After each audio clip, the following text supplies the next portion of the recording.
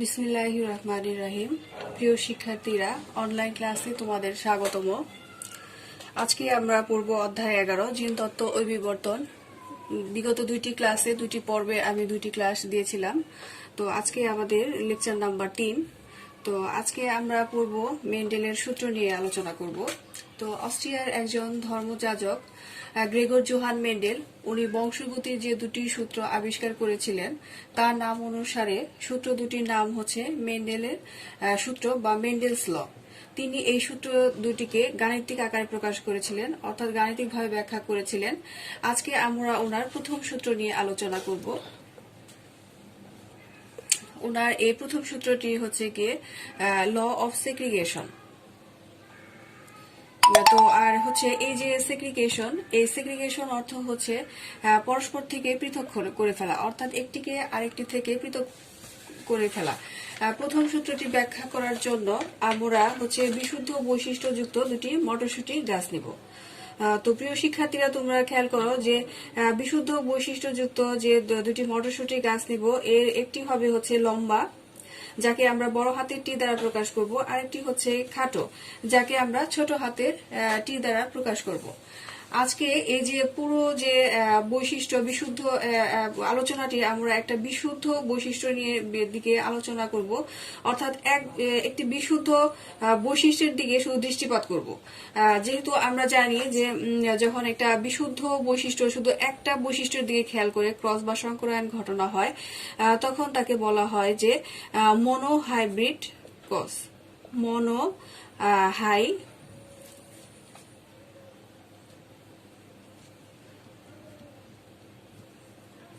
এই যে মনো অর্থ হচ্ছে এক, অর্থাৎ একটা বৈশিষ্ট্যের দিকে দৃষ্টিপাত করে যখন যে ক্রসটা বা সংকরায়নটা ঘটানো হয় তাকে আমরা বলি মনো হাইব্রিড ক্রস।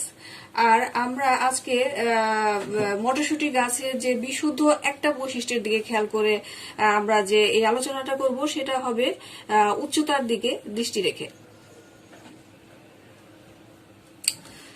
তো প্রিয় শিক্ষার্থীরা, তাহলে আমরা খেয়াল করি যে কিভাবে আমরা এই গাছের সংকরায়ন বা ক্রস ঘটাবো। তো আমরা প্রথমেই বলে নিলাম যে লম্বার জন্য বড় হাতের টি এবং খাটোর জন্য ছোট হাতের টি। তো গাছ যদি লম্বা হয় তাহলে আমরা একে বড় হাতের টি, আর যদি খাটো হয় ছোট হাতের টি দ্বারা প্রকাশ করছি। কিন্তু এদের যখন লম্বা গাছের জিনোটাইপিক অবস্থাটা যদি এরকম হয় যে দুইটি বড় হাতের টি, তখন অবশ্যই এ থেকে আমরা স্পষ্টভাবে বুঝতে পারছি যে অবশ্যই গাছটি কি হবে, লম্বা হবে। কারণ এখানে এর যে কি বলে এর যে হচ্ছে আমরা যে লম্বা গাছের জন্য যেটা ধরেছিলাম যে অবশ্যই এটা বড় হাতের টি দ্বারা প্রকাশ করেছিলাম। কাজে যখন দুইটি বড় হাতের টি হবে তখন এটা লম্বা গাছ হবে, আর যখন দুইটা ছোট হাতের টি হবে তখন এটা স্বভাবতই খাটো হবে, কারণ ছোট হাতের টি দ্বারা আমরা খাটো বৈশিষ্ট্যটাকে প্রকাশ করছি। এরপর যদি এমন হয় যে একটি হচ্ছে বড় হাতের টি এবং আরেকটি হচ্ছে ছোট হাতের টি, তখন কিন্তু এই যে বড় হাতের টি এবং ছোট হাতের টি, এইটা হচ্ছে গিয়ে তখন হচ্ছে শুধু যে এখানে যে বড় হাতের টিটা প্রকট, সেই প্রকট বৈশিষ্ট্যটা প্রকাশ পাবে, অর্থাৎ এই ক্ষেত্রে গাছটি হয়ে যাবে লম্বা। এখন এই যে আমরা বললাম যে বড় হাতের টি যখন দুইটা একসাথে থাকবে, তো আর ছোট হাতের টি এবং একটি বড় হাতের থাকবে, ছোট হাতের থাকবে, তাহলে এদের যে অবস্থানটা কি, দুইটা বড় হাতের টি তখন অবশ্যই এরা হোমোজাইগাস অবস্থায় আছে, যে তাদের যে দুইটা বৈশিষ্ট্য পাশাপাশি একই ধরনের বৈশিষ্ট্য নিয়ে তারা পাশাপাশি অবস্থান করছে। কিন্তু এই যে এখানে একটা বড় হাতের টি আর এখানে একটা ছোট হাতের টি, এরা কিন্তু একই বৈশিষ্ট্য, ঠিক আছে, উচ্চতা একই বৈশিষ্ট্য, কিন্তু এরা যখন হচ্ছে দুইটি বৈশিষ্ট্য নিয়ে দুইটি বৈশিষ্ট্য আলাদা আলাদা, একই ধরনের বৈশিষ্ট্য, উচ্চতার বৈশিষ্ট্য, কিন্তু তারা দুইটা ভিন্নভাবে কাজ করতে, একটি হচ্ছে লম্বা আর একটি হচ্ছে খাটো। কিন্তু এইখানে আমরা বলতেছি যে বড় টিটা প্রকট আকারে প্রকাশ করতেছে। বড় টিটা প্রকট, তার মানে কি? প্রকট মানে আমরা বুঝি যে বৈশিষ্ট্যটা আধিপত্য বিস্তার করতে পারতেছে, ডমিনেট করতে পারতেছে, এই যে ডমিনেট করা যে বৈশিষ্ট্যটা সেটাই প্রকাশিত পাবে, আর যে বৈশিষ্ট্যটা অপ্রকাশিত থেকে যাবে সেটা হচ্ছে তার প্রচ্ছন্ন বৈশিষ্ট্য। তাহলে তাহলে এইখানে পিতার যে বৈশিষ্ট্য লম্বা বড় হাতের টি সেটাই প্রকাশিত হবে। তার মানে এখানে হচ্ছে বড় হাতের টিটা হচ্ছে প্রকট, আর ছোট হাতের টিটা হয়ে যাবে প্রচ্ছন্ন, তার মানে এটা অপ্রকাশিত থেকে যাবে। তো এইখানে আমরা প্রিয় শিক্ষার্থীরা খেয়াল করো যে আমরা হচ্ছে ক্রস করানোর জন্য ক্রস যখন আমরা ঘটাবো তখন আমাদের অবশ্যই খেয়াল রাখতে হবে যেন আমরা বিশুদ্ধ বৈশিষ্ট্যযুক্ত দুটি হোমোজাইগাস জীবের মধ্যে যেন সংকরায়ন ঘটায়। ঠিক আছে, তাহলে এখানে আমরা পিতার জন্য যে জিনোটাইপিক বিশুদ্ধ বৈশিষ্ট্যযুক্ত লম্বা পিতা এবং বিশুদ্ধ বৈশিষ্ট্যযুক্ত খাটো মাতা আমরা নিয়েছি। তো এদের জিনোটাইপিক অবস্থানটা তোমরা খেয়াল করো, অবশ্যই এরা যেহেতু হোমোজাইগাস, প্রচ্ছন্ন হোমোজাইগাস, তো এদের ক্ষেত্রে দুইটা জিনোটাইপিক অবস্থানই হবে। জিনোটাইপিক অবস্থানটা হবে দুইটা বড় হাতের টি, আর মাতার ক্ষেত্রে হবে প্রচ্ছন্ন হোমোজাইগাস, এটা হবে দুইটা ছোট হাতের হি। কিন্তু এই যে এদের যে ফিনোটাইপিক অবস্থানটা আমরা বললাম যে ফিনোটাইপিক অবস্থানটা তাহলে কি এটা একটু বুঝে নেই। ফিনোটাইপ হচ্ছে তার প্রকাশিত বৈশিষ্ট্যটা, যে বৈশিষ্ট্যটা আমরা বাহ্যিকভাবে একজন হচ্ছে গিয়ে বাহ্যিকভাবে আমরা যে কেউ বলতে পারবো যে সে দেখতে লম্বা, খাটো, সে কালো, কিংবা হচ্ছে তার হচ্ছে নাক একটু উঁচু, নাক কারো খাড়া, কারো থ্যাবড়া, এই ধরনের যে বিভিন্ন বৈশিষ্ট্যগুলো যেটা বাহ্যিকভাবে প্রকাশিত হয়, যে কেউ দেখেই বলতে পারে সেটা তার ফিনোটাইপিক বৈশিষ্ট্য। আর যেটা হচ্ছে জিনোটাইপিক বৈশিষ্ট্য, এটা তার অপ্রকাশিত, যেটা তার হচ্ছে জেনেটিক্যাল গঠন, বৈচিত্র্য এগুলো নিয়ে আলোচনা করা হয়, সেটা হচ্ছে তার জিনোটাইপিক বৈশিষ্ট্য। আর আমরা জানি যে এই যে জিনোটাইপিক বৈশিষ্ট্যটা এটা অবশ্যই ডিপ্লয়েড অবস্থায় থাকে, কিন্তু যখন এটা হচ্ছে এর মধ্যে সংকরায়ন বা ক্রস ঘটানো হবে তখন এটা যখন গ্যামেট তৈরি করবে তখন এরা এই যে ডিপ্লয়েড দশাটা থেকে এরা হচ্ছে গিয়ে কিসে চলে আসবে, এরা হ্যাপ্লয়েড দশায় চলে আসবে। তার মানে এখানে যে দুইটা টি আছে জিনোটাইপিক অবস্থায়, দুইটা বড় হাতের টি আছে, এটা যখন গ্যামেট তৈরি করবে তখন এটা চলে আসবে আলাদা আলাদা ভাবে হ্যাপ্লয়েড অবস্থায় বড় হাতের টি, আবার এখান থেকে চলে আসবে একটা টি। আর ঠিক সেম সময়ে মাতার এই যে দুইটা ডিপ্লয়েড দশায় আছে জেনেটিক অবস্থানটা, এখান থেকে চলে আসবে একটা ছোট হাতের টি, আর এইখান থেকে চলে আসবে একটা ছোট হাতের টি। এই যে এরা হ্যাপ্লয়েড অর্থাৎ গ্যামেট সৃষ্টির সময় এরা হ্যাপ্লয়েড দশায় চলে আসলো। তো আমরা এখন যদি এই যে সংকরায়ন বা ক্রসে চলে যাই, তাহলে এই যে পিতার যে বড় হাতের টি, এটা মাতার ছোট হাতের এইটির সাথে চলে আসবে। এখানে আমরা দেখতে পাবো যে একটা বড় হাতের টি আর একটা ছোট হাতের টি।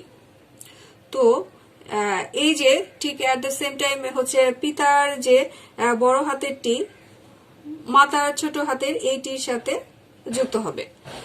এখানেও ঠিক একইভাবে একটা বড় হাতের টি আর একটা হচ্ছে ছোট হাতের টি। ঠিক একইভাবে যে পিতার এইখানে হচ্ছে পিতার এই বড় হাতের টির সাথে মাতার হচ্ছে এই টিটার সাথে যুক্ত হবে। আবার ঠিক একইভাবে পিতার এই টিটার সাথে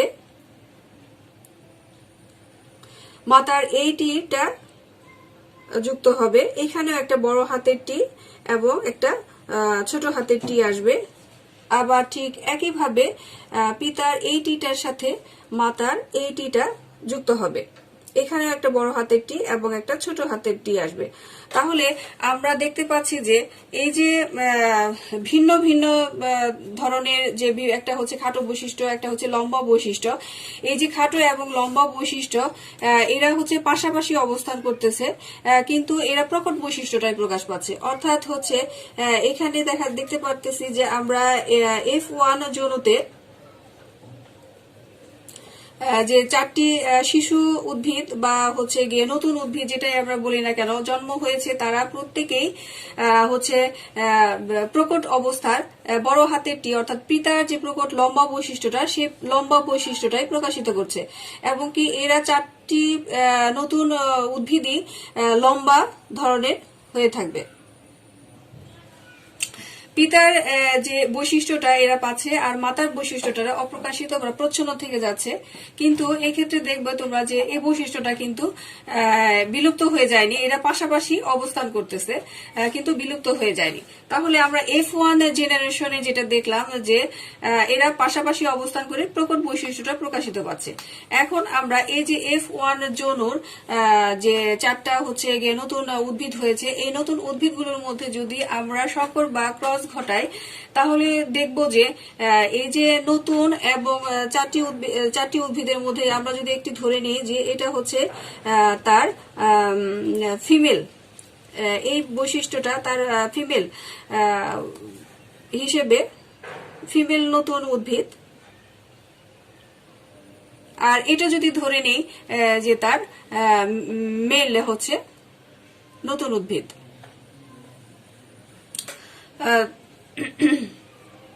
তাহলে আমরা এই যে F1 জনুর ফিমেল এবং মেলের মধ্যে যদি আবার সংকর বা ক্রস করাই, তাহলে আমরা যে চেকার বোর্ডে যে নতুন অপত্য বা নতুন প্রজন্ম পাবো তাদের কি অবস্থান হবে। তাহলে তোমরা শিক্ষার্থীরা তোমরা তাহলে চেকার বোর্ড একটা তৈরি করো এবং আমার সাথে প্র্যাকটিস করো। তো আমরা হচ্ছে প্রথমে শুরুতেই যে প্যারেন্ট নিয়েছিলাম, একজোড়া বিশুদ্ধ প্রচ্ছন্ন হোমোজাইগাস প্যারেন্ট নিয়েছিলাম। তোমরা খেয়াল করো যে সেই প্যারেন্ট বা পিতাকে আমরা প্রকাশ করেছিলাম তীর চিহ্ন দ্বারা, আর মাতাকে প্রকাশ করেছিলাম প্লাস চিহ্ন দ্বারা।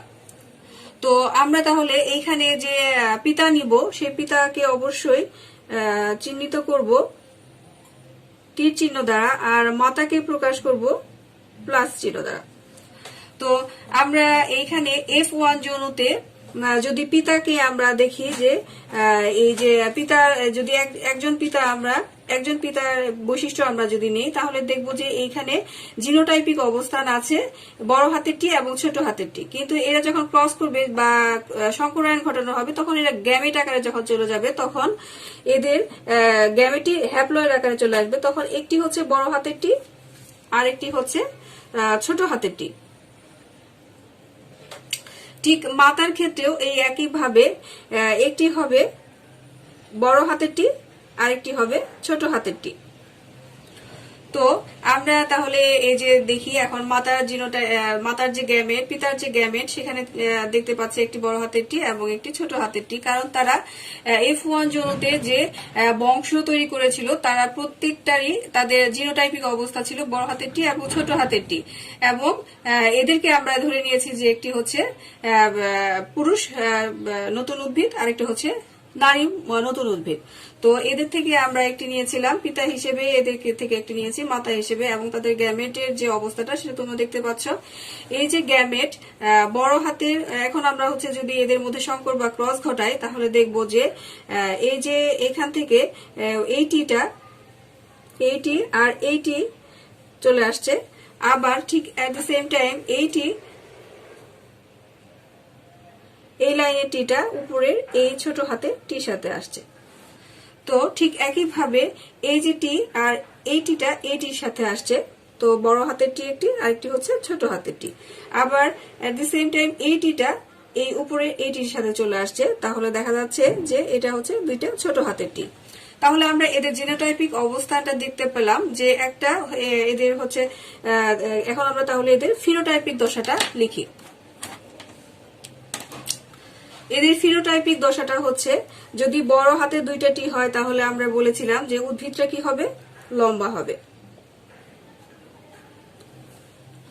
আর যদি দুইটা টি পাশাপাশি থাকে, দুইটা বিপরীত ধর্মের খাটো এবং লম্বা বৈশিষ্ট্য থাকে, তাহলে আমরা এখানে ধরেছিলাম যে বড় হাতের টিটা হবে প্রকট বৈশিষ্ট্য সম্পন্ন। সেই ক্ষেত্রে এখানে প্রকট বৈশিষ্ট্য হচ্ছে লম্বা। এবং নিচে চলে আসি, আবার বড় হাতের টি এবং ছোট হাতের টি, এখানে প্রকট বৈশিষ্ট্যটা হচ্ছে লম্বা। এবং ছোট হাতের যখন দুইটা টি, এখানে কোনো লম্বার বৈশিষ্ট্য নেই, তার মানে এটা পুরোপুরি হচ্ছে খাটোর বৈশিষ্ট্য। তো এখানে গাছটি হবে খাটো। তাহলে প্রিয় শিক্ষার্থীরা তোমরা খুব ভালোভাবে খেয়াল করো যে এই যে বড় হাতে দুইটা টি জিনোটাইপিক অবস্থানটা আমরা পাশাপাশি আবার তাদের ফিনোটাইপিক অবস্থানটাও দেখতে পাচ্ছি। তো F2 যৌনতে, তো F1 যৌনতে যে 4টা উদ্ভিদ জন্ম নিয়েছিল তারা হচ্ছে প্রত্যেকেই লম্বা হয়েছিল, আর F2 যৌনতে কিন্তু তোমরা খেয়াল করো যে F2 যৌনতে তাদের যে খাটো বৈশিষ্ট্য সেটা কিন্তু চলে আসছে, অর্থাৎ লম্বা এবং খাটোর বৈশিষ্ট্যগুলো পাশাপাশি অবস্থান করতেছে, কিন্তু পরবর্তী জেনারেশনে আবার খাটোর বৈশিষ্ট্যটা চলে আসছে। তো মেন্ডেলের প্রথম সূত্র দিয়ে যদি আমরা এখন আমরা মেন্ডেলের প্রথম সূত্রের যে একেবারে একটা স্বচ্ছ একটা ধারণা যে সংজ্ঞা আকারে যদি বলি যে সংকর জীবে বিপরীত বৈশিষ্ট্যের ফ্যাক্টরগুলো মিশ্রিত বা পরিবর্তিত না হয়ে পাশাপাশি অবস্থান করে এবং জননকোষ সৃষ্টির সময় পরস্পর থেকে পৃথক হয়ে যায়।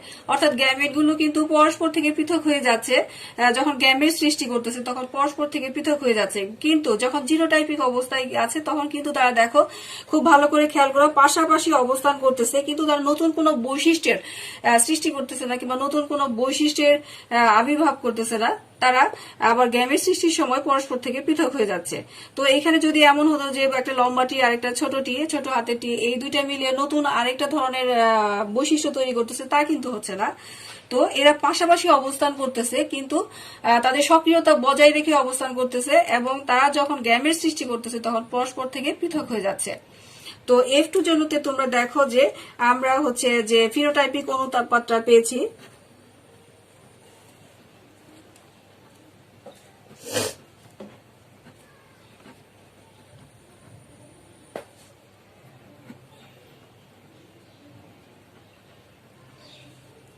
সেটা হচ্ছে 3:1।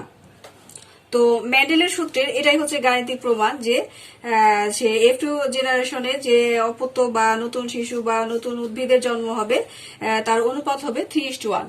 আবার বলছি যে মেন্ডেলের সূত্রের যে পৃথকীকরণ সূত্র বা ল অফ সেগ্রিগেশন, এটার মূল কথা হচ্ছে সংকর জীবে বিপরীত বৈশিষ্ট্যের ফ্যাক্টরগুলো মিশ্রিত বা পরিবর্তিত না হয়ে পাশাপাশি অবস্থান করবে এবং জননকোষ সৃষ্টির সময় পৃথক হয়ে যাবে। আমরা আজকে এটাই প্রমাণ করেছি এবং এটাই খেয়াল করেছি যে বড় হাতেরটি এবং ছোট হাতেরটি তারা পাশাপাশি অবস্থান করতেছে এবং প্রকট বৈশিষ্ট্যটি প্রকাশ পাচ্ছে, কিন্তু মিশ্রিত বা পরিবর্তিত হয়ে যাচ্ছে না, এবং জননকোষ সৃষ্টির সময় আবার গ্যামেটগুলো জননকোষ সৃষ্টির সময় পরস্পর থেকে পৃথক হয়ে যাচ্ছে। তাহলে এটাই হচ্ছে আমাদের মেন্ডেলের প্রথম সূত্র। মনে রাখতে হবে যে মেন্ডেলের প্রথম সূত্রের গাণিতিক প্রকাশ হচ্ছে 3:1। তাহলে প্রিয় শিক্ষার্থীরা, মেন্ডেলের প্রথম সূত্রের এ পর্যন্তই। তোমরা ভালো থাকবে, সুস্থ থাকবে, ঘরে থাকবে। ধন্যবাদ সবাইকে।